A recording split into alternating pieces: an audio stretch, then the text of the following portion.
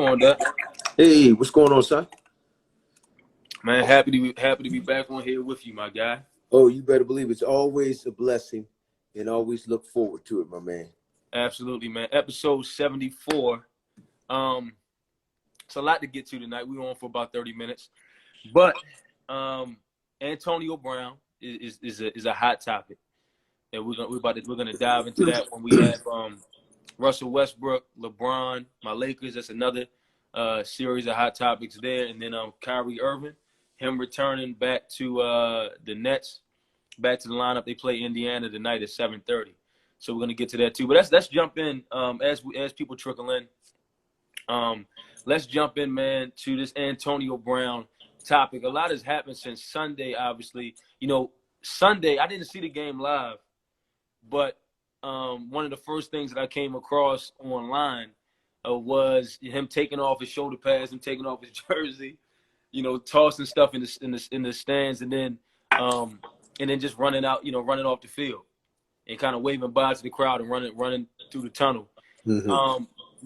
I know you didn't see it live, but when you first saw those images, when you first saw that video of Antonio Brown leaving the sideline like that on Sunday, what's the first thing that came to your mind, man? Well, you know, the first thing that I saw when I saw them highlighting it, they showed them running off, you know, bouncing around, you know, doing jumping jacks. Then he started waving after he threw everything into the crowd, his shirt and his glove. Then they went back and they were still talking about the story, and they showed some footage from the sideline when he was sitting on the bench. Now, what I saw was him sitting on the bench next to, I guess, other receivers on the offense. And he was just sitting there like this, you know. And then I could see Tom Brady walking past that group talking to them, you know. And like Tom Brady does, he motivates his guys, letting them know because they were down by 2 touchdowns. So I'm thinking that he was probably motivating them, either that or he was saying something to Antonio Brown. I didn't know exactly what was going on because he seemed like he was, you know, aggressive when he was talking to them, you know.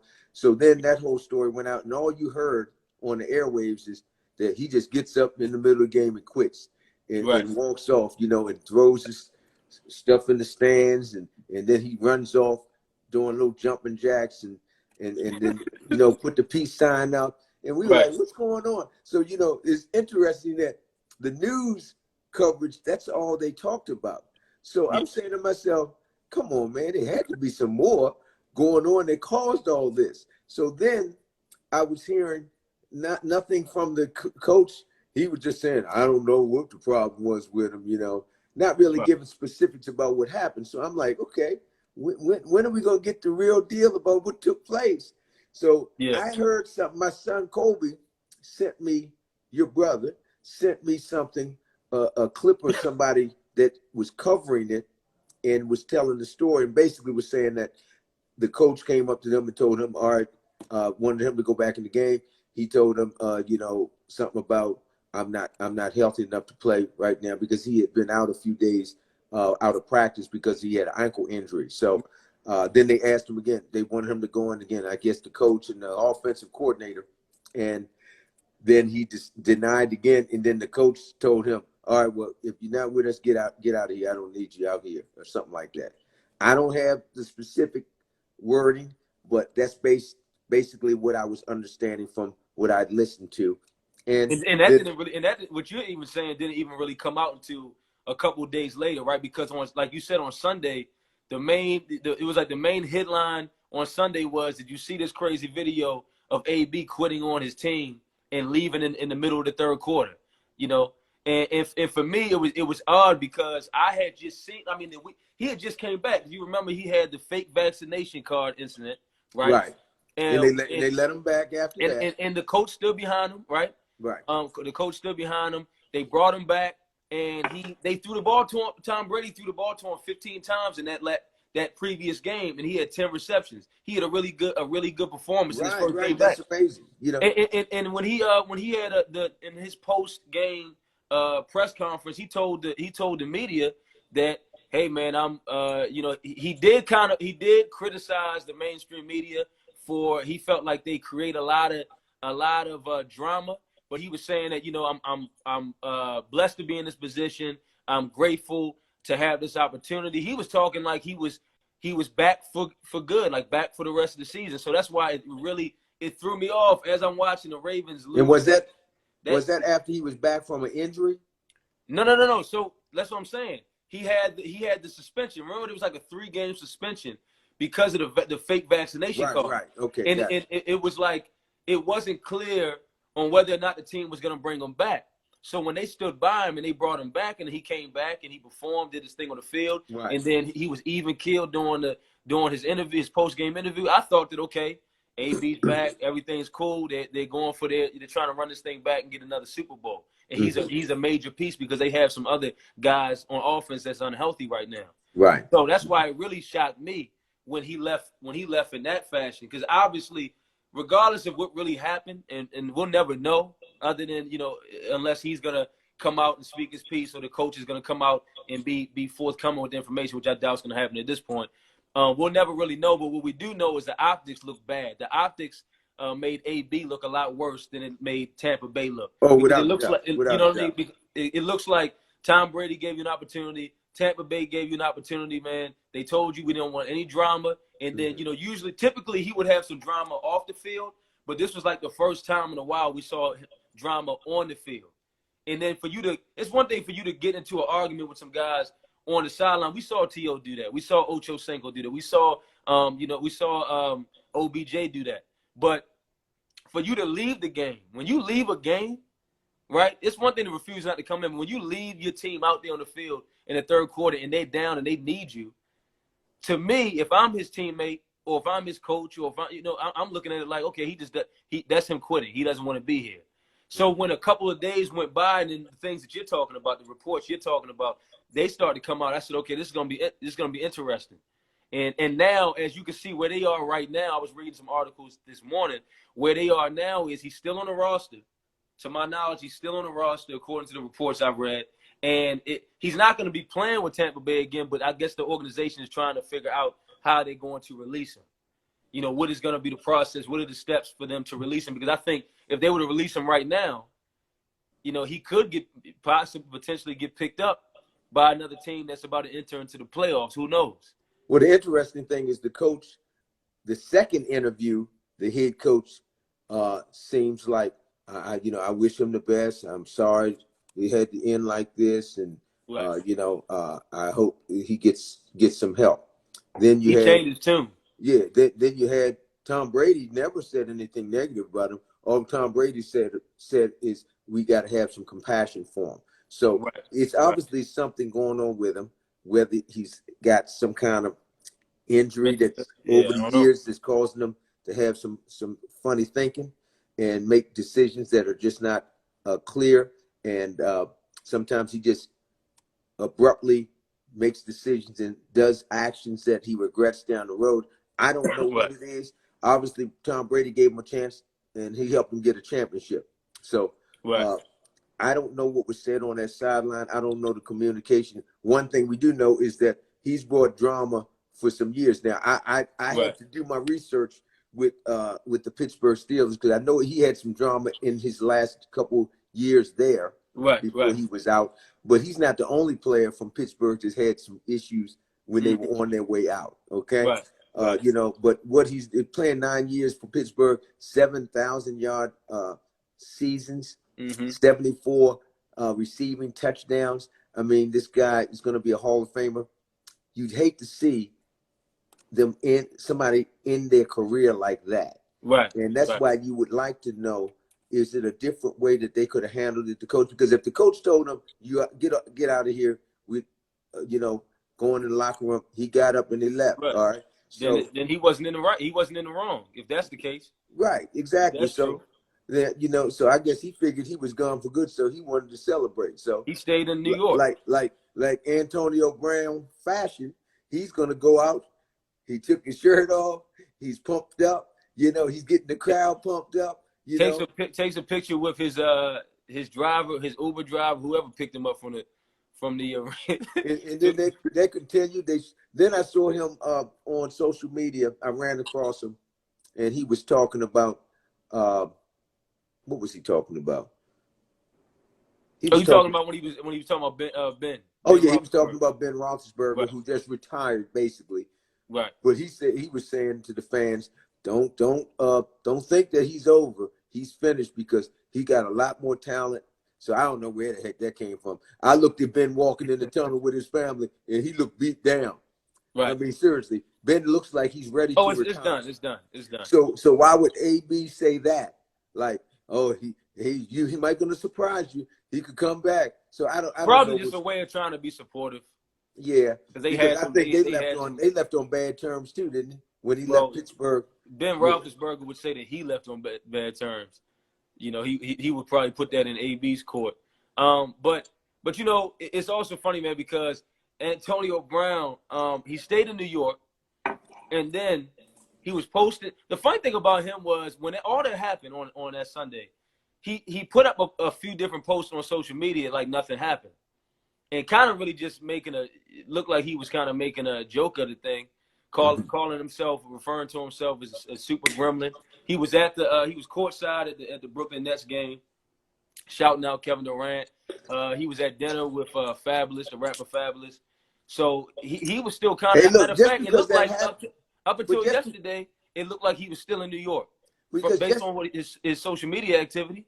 Right, but just because that happened doesn't mean that the dude's got to stop living. You know what I mean? Oh no, I'm not saying that. All I'm saying is to the people who feel like he quit on that team. I can understand how they would look at some of those things and say maybe his top priority isn't football anymore if he's out here and obviously enjoying his life doing other things. He even posted something on social media after the incident saying that, you know, football is what I do, but it's not who I am. So it's a lot of mixed signals right now. That's why I really want to hear directly from him, because we know we know that Tom Brady, we know that the coach, we know that organization is going to keep their mouths shut about the situation. They're not going to go into specifics. And They don't really have to go into specifics because it's their sideline. But I'm hoping that Antonio Brown comes out and you know, speaks his piece and gives his side of the story. But then you never know, man. I mean, he might want it just to stay the way it is, where nobody's kind of telling the truth about the issue, because maybe eventually he wants to get on another team, possibly. So he don't want to go blow the whistle on the coach and anything that went on the sideline, because teams might not trust him on their team. So I think it's got a lot with him. It's probably got a lot to do with personality and what type of coach can deal with him. Now they say that coach that he was playing for, they say he's a player's coach, and you know, if you can't get along with that guy, then I don't know what you can do. You know what I mean? Right. They look like they're the kind that they hang out and get drunk together. Well, you saw their coach after they won the Super Bowl, how lit he was. Oh yeah, right. But hey, I wish him the best. I'd like to see him on the field again. Hopefully he's healthy. Me too. You know, if that was the reason, the only problem I have, and what it was pointed out on one of the sports networks, is that it's hard to believe that he had an ankle injury when he was doing jumping jacks as he was exiting. So in the end zone. You know, but I know football is in playing that position is a whole different ball game with about how your ankles and injuries have to be if you want to be effective. Now, if I'm not mistaken, was he playing in that game at all? He was in the game at one point. I had just saw highlights of him playing in that game. He made a play, and he was doing like a secret handshake with one of his teammates. That's why it really threw me off, man. So I was just wondering, because he only had like maybe 30-some yards receiving, and maybe about 3 passes were thrown to him. And I don't know if maybe they weren't happy with how he was looking out there. And I don't know how long he was sitting on the bench. But they asked him to go back in the game. So if you ask him to go back in the game, you can't be that upset. That's what I was thinking. And they were down by 2, so they still had more football to play, and they needed some points on the board. So, hey, it might be it for this team. I don't think he'll be back there. That's for sure. And I don't know what his future holds, but you know, hey, I think that we've seen the best of AB in the NFL at this point. I don't know, man. He won the Super Bowl last year. We'll see what happens with him, man. But switching gears, man. Russell Westbrook. We talked about my guy Russ on the episode last week, or episode 73. We were talking about your guy Russ. Your guy. And that's your guy. Oh, that's always gonna be my guy. We were talking about him on the last episode and just him being a turnover machine. Last night, can you believe this man had 0 turnovers? His first time having, his first time playing in the game without any turnovers since 2016 when he was still in OKC. If you didn't know that stat to be true, and I told you that today, would you believe me? Well, what I do notice is I saw some of the game. And I'm going to be honest with you. I could clearly see in that game that Russell Westbrook was trying not to get any turnovers. It was a moment when he had the ball in the low post and he was trying to score and he was using his pivot foot faking to try to get a shot off or try to get a pass off. And they were playing some good tight double teaming on him. And he was not able to get the pass out, so he held onto the ball, and the coach finally called timeout. So that saved him from his turnover. He was getting ready to get one. I saw it coming, bro. I saw it coming. But and he wasn't himself yesterday. He wasn't playing as aggressive. He wasn't attacking as much. Let me just say this: he's known to be a triple-double man, right? I don't care. I believe he might have only had a couple of assists. He had 2 assists, 7 boards, 19 points. Yeah, but he came up big offensively for them down the stretch because he was attacking and he was smarter as he was attacking. He was finishing at the rim. Well, I'm not going to judge him on that. I was happy with his performance. Yeah, I'm not going to judge him on that because you can't judge performances. People in the NBA, they play so much. They're going to have some good days and bad days. But I just think he purposely was trying to avoid getting turnovers to shut the but you know what, Dan? But here's the thing. You're not the only one to say that, right? Because I've seen people saying it today on television, radio, all of that. My whole thing is this. It's almost like it's a lose-lose situation for him. When he goes out there, plays aggressively, gets the triple-double, and has the 7 turnovers, he's a problem. They should have never picked him up. They got to trade him before the trade deadline. When he goes out there and gives you 19, 7, and 2, and has 0 turnovers and they win, then people are still criticizing them and they're saying, oh, he was just trying to stay out of the way, and is this going to work? It's like I'd rather see that version of him last night than the version of him where he has 8 assists, right, and 20-something points, 8 assists and 10 boards, but he's got 9 turnovers. I don't care for that version of Russell Westbrook because they really don't need that version of him because you have because you have so much individual talent on that team, and you have LeBron playing out of his mind, you have Malik Monk stepping up, you have guys like that who stepped up. Last night, Dwight Howard had a big game last night. I think Dwight looked good. Malik Monk looked good. Carmelo Anthony looked good. I'm fine with that version of Russ. From last night. THT looked good. Yeah, 19. It was like they were. And it was opportunities where they could have passed him the ball, but they chose not to. It was interesting, but Russell didn't complain or anything. He just kind of tried to flow with the team. He looked like he was trying not to force anything, and that's really what they need. Turnovers can really blow a game for you, and right. And he really needs to do his best to avoid getting too many turnovers. I mean, you can't avoid getting a couple turnovers in the NBA. That's the bottom line. It's going to happen. And look, check this out. It actually says here that they shot the Lakers shot the ball 99 times last night. Okay, while the Kings shot the ball 83 times. And Russell Westbrook was saying after the game, he was saying we like that better than turning the ball over. Even LeBron was speaking to it as well. LeBron was speaking to it as well, man. The fact that he said the reason why we won this game, is because we took care of the basketball, and because they only turned the ball over 5 times as a team. So not only did Russell Westbrook have 0 turnovers, but this is the first time the Lakers as a team have only had 5 turnovers in a game since 2014. And what LeBron is saying is that because we had 5 turnovers and the Kings had 18, we were able to turn some of their turnovers into fast break points. Fast break opportunities for us. They held the Kings to only 6 fast break points where they averaged over 12 a game. LeBron saying this is the style of basketball that we have to play. in order to come out of these games victorious. Man, we got to take care of that precious thing, which is that basketball. Well, That's what they did last night. If they want to represent the Lakers brand the way they need to, just think they have themselves a 3-game winning streak, right? Yeah. They're excited about it too. No, they're not excited about it. You know who holds the record for the 3 for winning streaks? LeBron? Miami? No, the Lakers. The Lakers hold it 33 games. Okay. Straight games. Okay. During 71 and 72 season. Oh, man, decades and decades ago, man. Yeah, but, I mean, they want to get back to that First of all, that would be impossible for this team to even win. I don't see this team even winning 10 games straight. I'm just happy that they've been able to string a few of them together. But I'm happy for him. I'm glad he did what he did. You know, I was amazed in 2016 to 2022.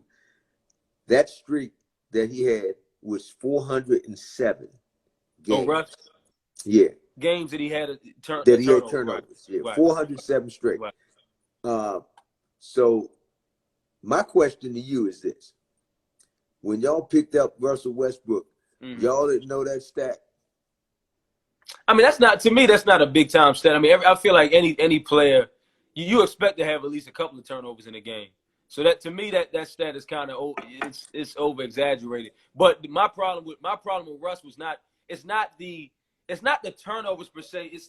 It's the fact that, okay, it's one thing to have a few 3 or 4 turnovers in a game as a starting point guard on the team, but when you get into that 7, 8, 9, and when you having a lot of unforced turnovers, for me, that's the issue. We talked about that on the last show where you even pointed to a Pops. You said this one of Russ's problems is he's playing at a speed where he's going so fast, and doesn't seem to really be thinking some of these decisions through, and he's getting in the air when he doesn't have that many options. Yeah, he commits too much, and he doesn't keep his dribble. So I agree with that. Right. He needs to work on that, and I think he'll have some success. Now I want to ask you this, Dad, because they're 5-10. They did point this out on Undisputed. Of course, you know they Skip pointed this out. They're 5-10 against good teams this year.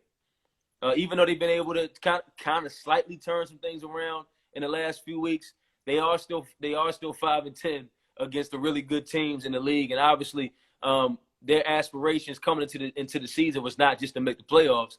Their aspirations was to win a championship. So what I'm asking you is, at this particular point, if Russell Westbrook can do a better job of taking care of the basketball and with his decision making, do you think that that's the number one thing that has to change with the Lakers for them to turn things around? Do you think that their problems are bigger than just Russ?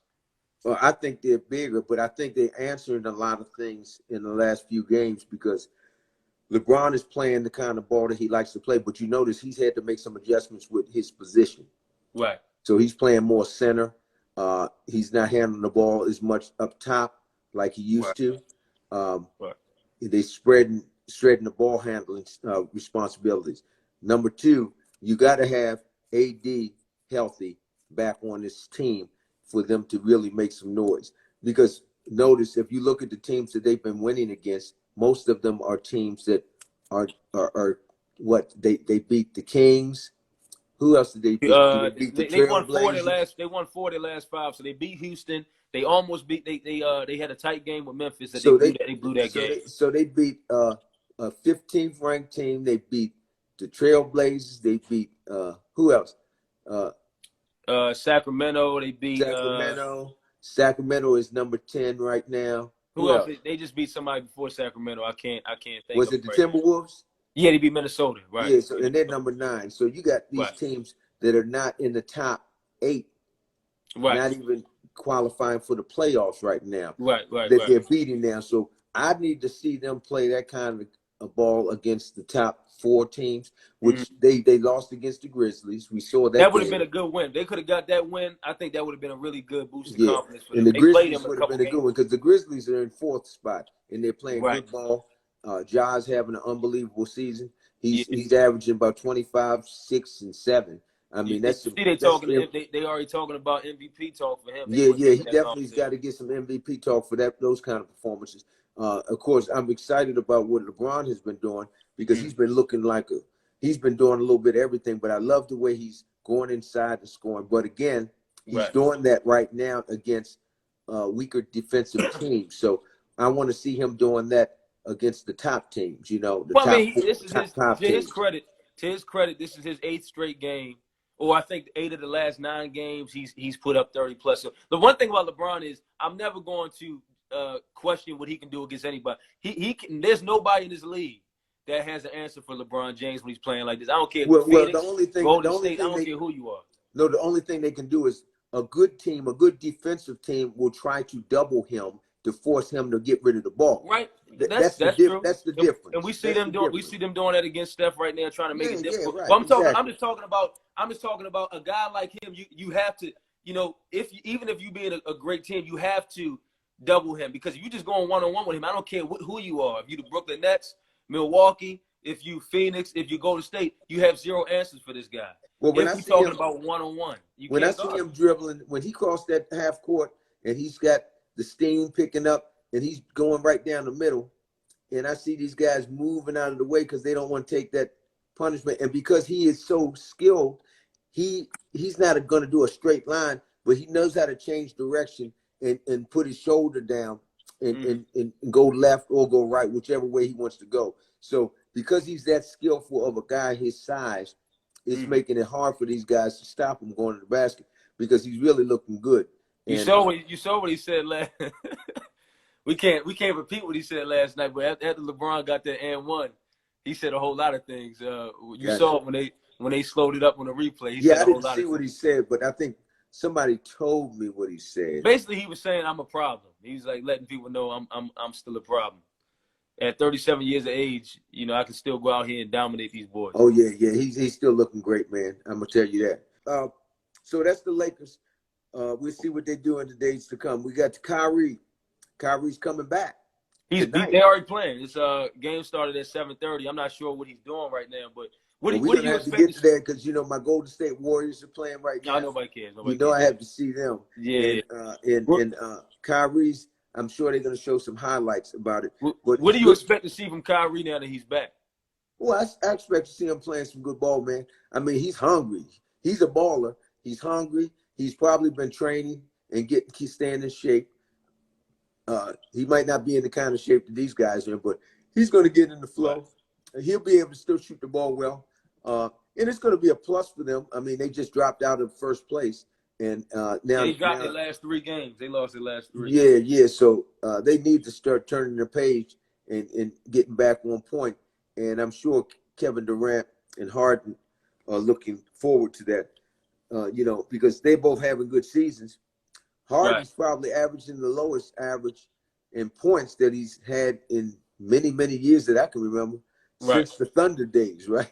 Right. No, you're right. You're right about that. But I guess that's the way it's working with them as a team. So he's putting up a lot of assists. He's averaging about probably close to 10 assists a game now. And they're still second in the East. They just lost the first spot maybe about a week ago. Yeah. Chicago. And the Chicago Bulls. Hey, Chicago Bulls. Can you imagine them at the top?